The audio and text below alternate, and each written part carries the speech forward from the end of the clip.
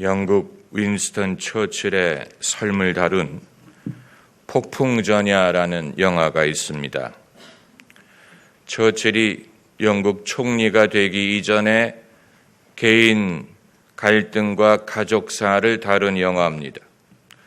어느 날 처칠의 부인이 푸주간 주인으로부터 연락을 받기를 외상을 갚으시기 전에는 더 이상 외상으로 고기를 드리지 않겠습니다 라는 연락을 받습니다. 그 당시 처칠 가문이 대공황 때문에 돈을 많이 잃은 그때였습니다. 처칠 부인이 남편의 방에 올라가서 남편에게 묻습니다. 여보, 푸주간 주인의 청구서를 갚았소? 뭐라고요? 푸주간 주인이 보낸 청구서를 갚았냐고요? 그랬더니 처칠이 짜증스럽게 대답합니다. 여보시오, 나는 지금 간디의 이 독립운동으로부터 대영 제국을 지키려고 하고 있는데 무슨 푸주간 같은 소리를 합니까? 그러니까 아내가 안 갚았다는 얘기군요. 아, 내가 어떻게 모든 것을 할 수 있다는 말이요. 그래서 그 후에 처칠 가문이 고기를 더 이상 먹을 수 있게 됐는지 안 됐는지는 알 수 없지만 소위 거대 담론과 일상 담론의 차이를 이런 데서 볼 수 있습니다. 처칠은 간디로부터 대영 제국을 구하는 거대 담론에 몰두해 있었지만 그 안에는 신용카드 빚 갚는 데에 몰두해 있었어요. 이 둘 다 중요한 일입니다. 다만 사람이 둘 다 하기가 어려워서 그렇죠. 기독교인도 마찬가지예요. 우리도 거대 담론과 일상의 담론 사이에 끼어 있습니다. 하나님의 나라, 하나님의 의, 세계 선교, 이런 것은 거대 담론이 반대로 가족의 건강, 자녀의 진로, 취업, 노후, 설계, 이런 것은 일상 담론입니다. 우리가 늘 거대 담론만을 말할 수 없습니다. 염려, 기도, 또 소원, 아픔, 이런 것을 생각을 해야 됩니다. 다만 이 일에만 몰두하게 되면 그것은 좀 지엽적이고 현세적이고 그리고 제한적이지 않을까, 이런 생각을 할 때가 있습니다. 예수님은 이 두 가지를 다 하셨지요. 너희는 온 세계에 다니며 만민에게 복음을 전파하라.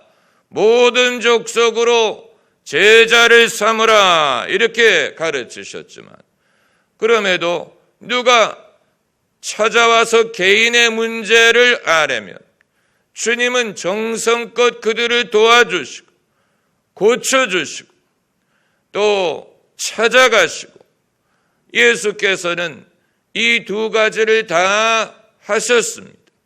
누가 찾아와서 도움을 청할 때 예수님이 거절하셨던 유일한 경우는 자기 형제에게 부모의 유산을 나누게 해달라고 부탁을 한 경우입니다. 그때 예수님이 누가 나를 너희 재산 나누는 재판장으로 삼았느냐라고 거절하셨죠.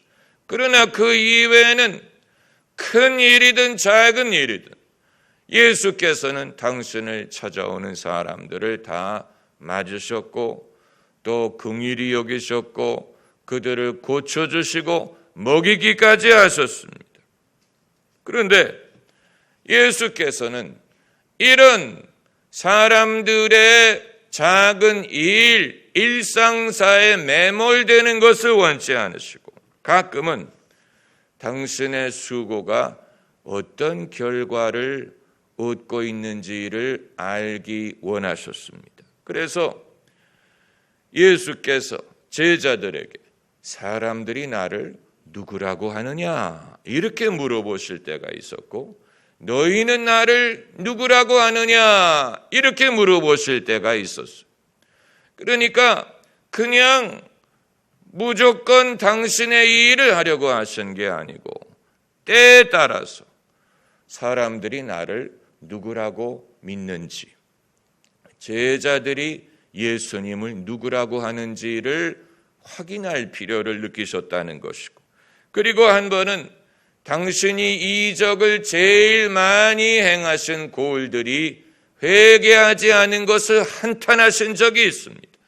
화 있을진저 벳세다여, 화 있을진저 고라진이요, 내가 너희 가운데 행한 이적을 소돔에서 행했더라면 소돔은 벌써 회개했을 것이니라. 이런 식으로 당신이 하신 일이 어떤 결과를 맺고 있는지를 알기를 원하셨어요.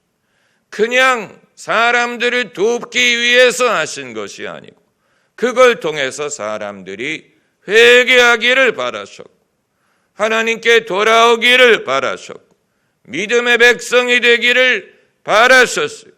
그걸 바라시고 이 모든 일을 행하신 것입니다.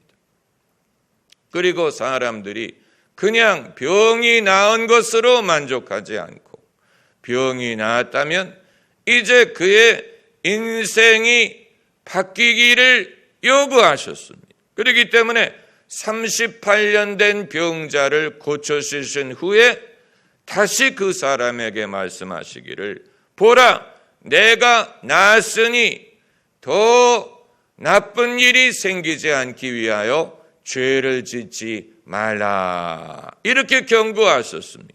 이건 예수께서 협박하기 위해서 그런 말씀을 하신 게 아니고 주님의 은혜를 입은 후에 그 삶의 변화가 있기를 요구하신 것입니다. 만약 그게 아니고 병이 낫기만 하고 옛날의 삶으로 되돌아간다면 그건 그 사람의 영혼에 별로 유익이 되지 않을 것입니다. 아무리 하나님의 도움으로 병이 낫든 죽은 자가 살아났든 어떤 혜택을 입었을지라도 그것으로 끝나버리고 그 사람이 과거의 죄, 과거의 불신으로 되돌아간다면 이것은 본인에게도 혜택이 되지 않고 하나님에게도 영광이 되지 않고 하나님의 나라에도 아무런 도움이 되지 않는 것입니다. 그렇기 때문에 예수께서는 당신이 행하시는 일이 궁극적으로 사람들을 하나님께 돌아오게 하고 믿음의 사람이 되게 하고 거룩한 백성이 되기를 요구하셨어요. 그건 당연한 것입니다. 우리 모두는 예수 그리스도의 몸의 지체라고 했습니다. 그 말은 교회가 예수 그리스도의 몸인데 우리가 그 몸의 일부라는 얘기예요. 그렇기 때문에 한 지체가 아프면 모두가 다 영향을 받습니다.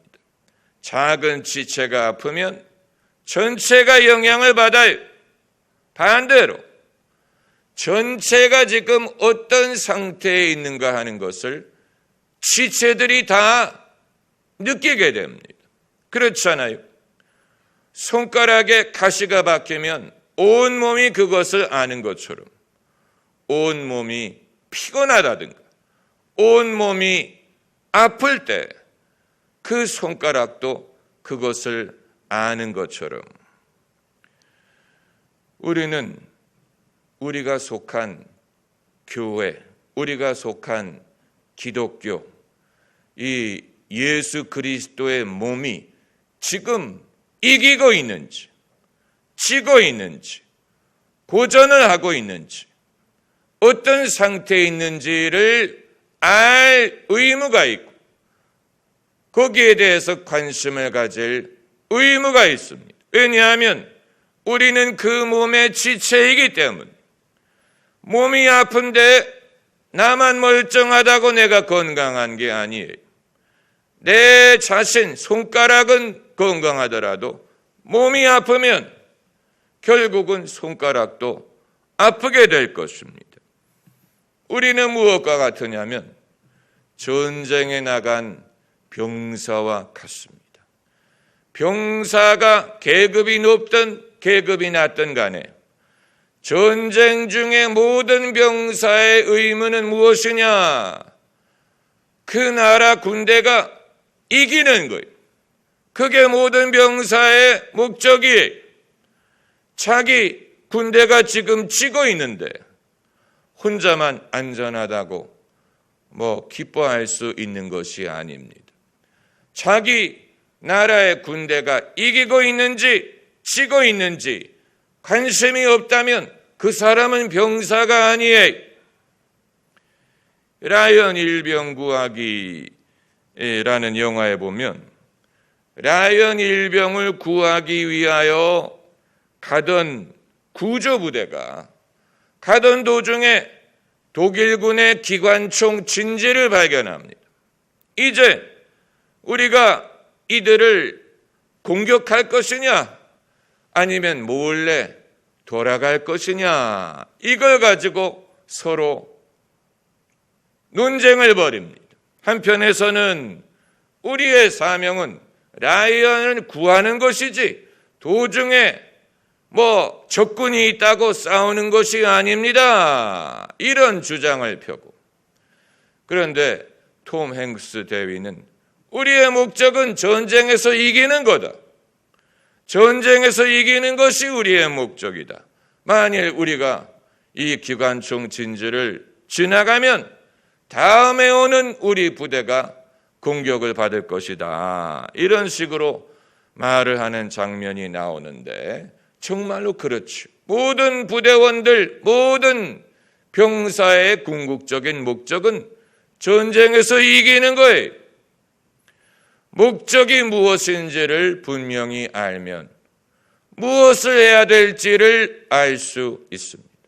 우리가 무엇을 해야 될지를 알지 못한다면 궁극적인 목적을 모르기 때문에 그런 것입니다. 그건 개인의 차원에서도 그렇고 신앙인의 차원에서도 그렇습니다. 오늘 본문을 보면 예수께서 새벽에 일어나서 한적한 곳에 가서 기도를 하셨다고 했어요. 많은 사람들이 새벽 기도의 원리가 여기에 있다라고 주장을 하는데 예수께서는 새벽에 기도회를 가지신 게 아니고 개인이 기도를 하셨어요. 차이가 있습니다. 기도회를 열어서 제자들을 부르신 게 아니고 당신이 혼자 한적한 곳에 가서 개인 기도를 하셨습니다. 그런데 아무튼 제자들이 예수님을 찾아갔어요. 그리고 말하기를 모든 사람이 주를 찾나이다. 그 전날 예수께서 그 마을에서 많은 병자들을 고치셨기 때문에 이제는 온 동네가 예수님을 찾는 거예요. 모든 사람이 예수님이 위대한 분이라는 것을 알고 예수님을 통해 병 낫기를 원하는 거예요. 어떻게 보면 예수님은 인기가 절정에 다다르신 거예요. 그 동네에서 히트를 하신 거예요. 그런데 예수께서 뭐라고 대답하셨냐면 우리가 일어나 다른 마을들로 가자. 거기서도 전도하리니 내가 이 일을 위해 왔노라. 이 일을 위해 왔노라. 예수께서 당신이 오신 목적을 말씀하셨어요. 여기에서 이제 사람은 무엇을 기준으로 자신의 성공을 판단할 수 있느냐 하는 질문을 갖게 됩니다. 예수님은 분명히 그 마을에서 큰 성공을 거두었어요. 인기를 얻었어요. 많은 사람들이 예수님을 믿고 예수님의 도움을 얻으려고 합니다. 모든 사람들이 예수님을 찾아요. 그러나 예수께서는 그것이 당신의 목적을 이루는 것이라고 여기지 않으셨어요. 그래서 사람들이 찾지만 우리가 일어나 다른 마을로 가야 된다. 거기서도 전도하리니 내가 이 일을 위해 왔노라. 사역의 성공이 사역의 성공의 기준이 무엇이냐 하는 것을 생각하게 만드는 것입니다.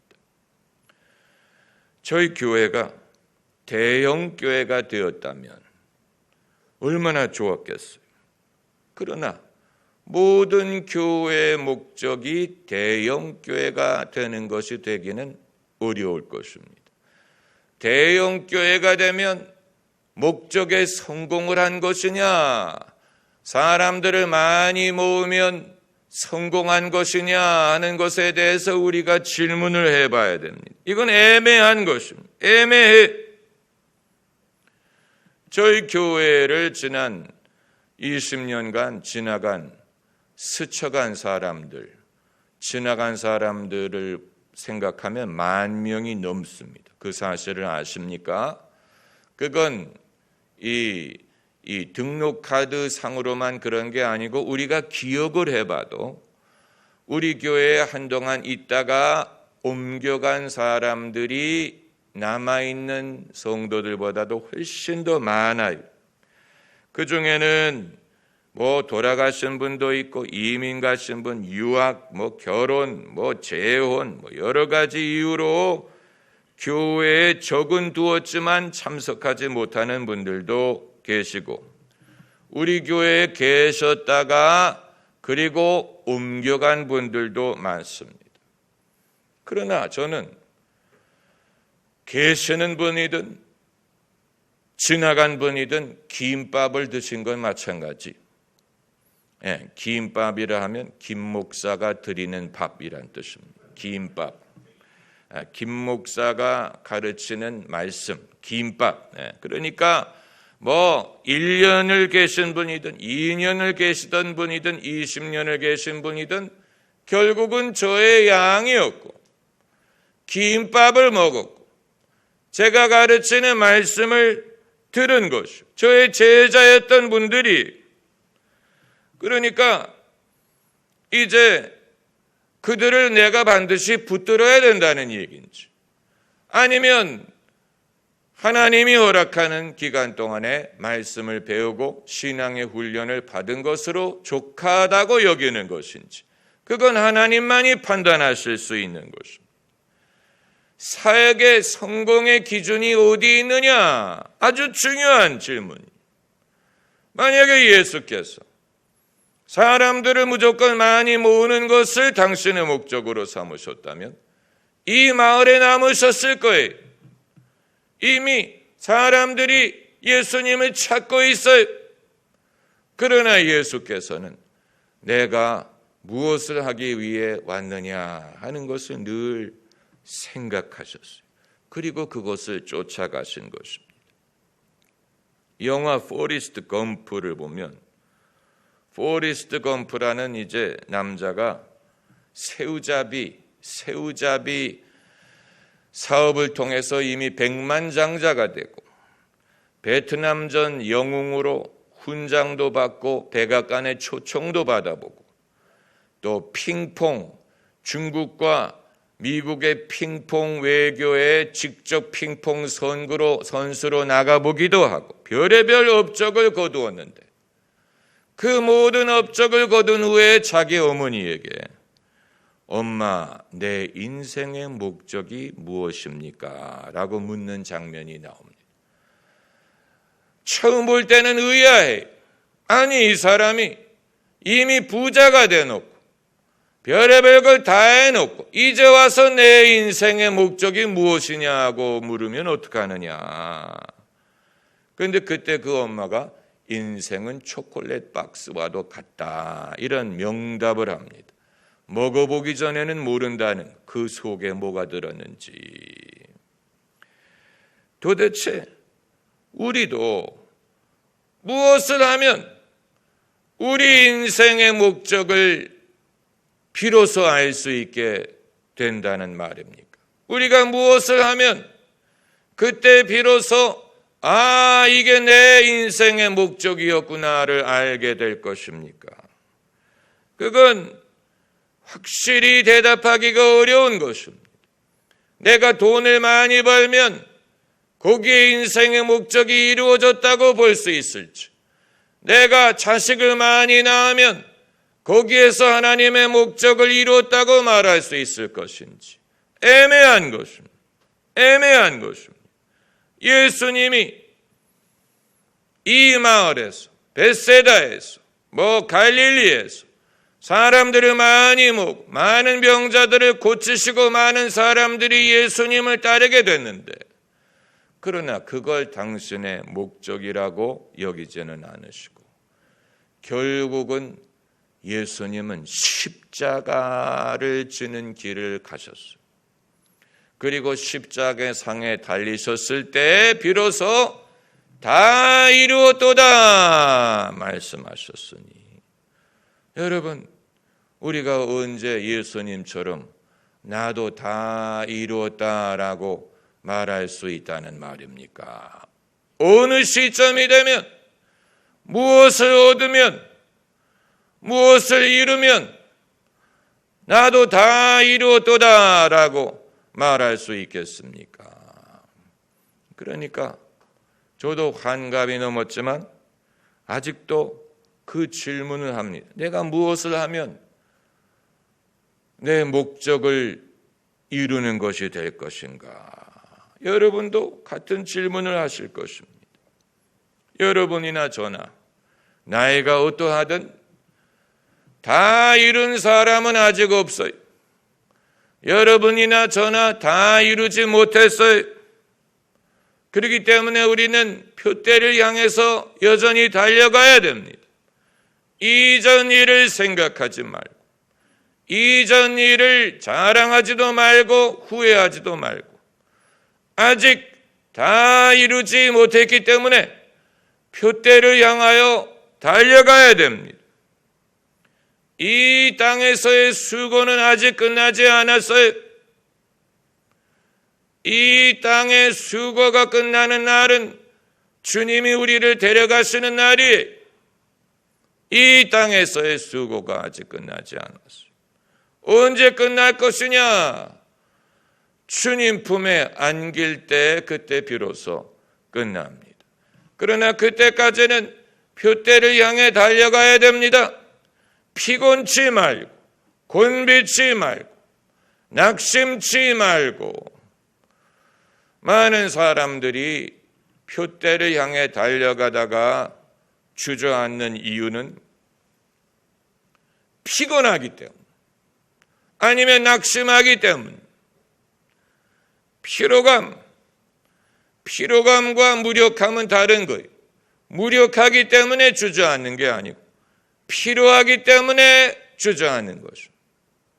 그렇기 때문에 사도 바울이 권면하기를 선한 일을 행하다 낙심치 말라. 피곤치 아니하면 때가 이름에 거두리라. 우리의 성도의 교제 목적은 서로의 피로를 덜어주고 새 힘을 격려하기 위한 것입니다. 반대로 성도의 교제를 하면 할수록 피곤해지면 그건 역효과예요. 성도의 교제를 할수록 피곤해진다. 그건 역효과예요. 그게 아니고 성도의 교제를 할수록 새 힘을 받고 용기를 얻고 희망을 얻고 믿음이 강건해지고, 그 목적을 위해 우리가 성도의 교제를 하고 교회 모임이 필요하고, 그리하여 우리가 서로 격려하여 피차 격려하여 피곤치 않고 때가 이름에 거두리라. 때가 이르기를 바라는 것입니다. 때가 이름에 거두리라. 우리 모두 아직 그 때가 오지 않았어요. 그 때를 간절히 기다리고, 그리고 믿음이 그 기다림을 가능하게 할 것입니다.